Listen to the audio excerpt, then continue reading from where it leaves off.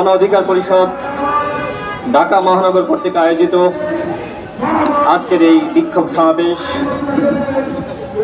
সমাবেশের সম্মানিত সভাপতি, ঢাকা মহানগর উত্তরের সংগ্রামী সভাপতি আমাদের মিজান ভাই, আজকের অনুষ্ঠানের সম্মানিত প্রধান অতিথি, গণ অধিকার পরিষদের সংগ্রামী সভাপতি ডাকসুর সাবেক ভিপি জননেতা নুরুল হক নূর এবং ঢাকা মহানগরের নেতৃবৃন্দ, গণ অধিকার পরিষদের কেন্দ্রীয় নেতৃবৃন্দ, সবাইকে সংগ্রামী শুভেচ্ছা। প্রিয় সাংবাদিক ভাইরা, আপনারা জানেন শতবারের বেশি সাগর রনি হত্যাকাণ্ডের প্রতিবেদন পিছিয়েছে। সরকার সাগর রনি হত্যাকাণ্ডের ক্লু খুঁজে পায় না, কিন্তু যখন তার একজন এমপিকে হত্যা করা হয় তখন 24 ঘন্টার মধ্যেই সরকার প্রধান থেকে শুরু করে সরকারের স্বরাষ্ট্রমন্ত্রী তারা বলে দিতে পারেন কারা হত্যাকাণ্ড ঘটিয়েছে। স্বরাষ্ট্রমন্ত্রী কি বলেছিলেন? তিনি বলেছিলেন ভারতের কেউ এই ঘটনা ঘটায়নি। তার যদি হিম্মত থাকত তিনি বলতেন ভারত আজকে সন্ত্রাসীদের অভয়ারণ্যে পরিণত হয়েছে।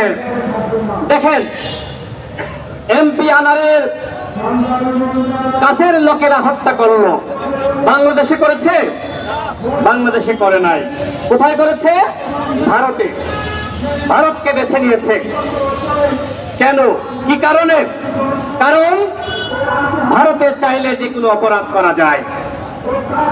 ভারতকে আজকে বাংলাদেশের এই মাফিয়ারা তাদের স্বর্গ রাজ্য মনে করে। যে কোনো অপরাধ যে কারণে তারা ভারতকে বেছে নেয়, ভারতে করার জন্য তারা মনে করে এখানে অপরাধ করলে সমস্যা হবে না। এমপি আনোয়ারকে যেভাবে হত্যা করা হয়েছে, আমি এখানে আসার আগে গণমাধ্যমের খবর দেখলাম, প্রথমত তার চামড়া গা থেকে ছিলে ফেলা হয়েছে, এরপরে তার মাংসগুলো যেমনি ভাবে গরুর মাংস দশা দিয়ে ছোট ছোট করে চুরাই তেমনি ভাবে ছোট ছোট টুকরা করেছে, তার হাড্ডিগুলো ছোট ছোট করে টুকরা করেছে। এটি অত্যন্ত অমানবিক। আমাদের আওয়ামী লীগের সাধারণ সম্পাদক বলেছেন এমপি আনার যদি কোনো অপরাধের সাথে জড়িয়ে থাকে তাহলে সেটি তদন্তে বেরিয়ে আসবে।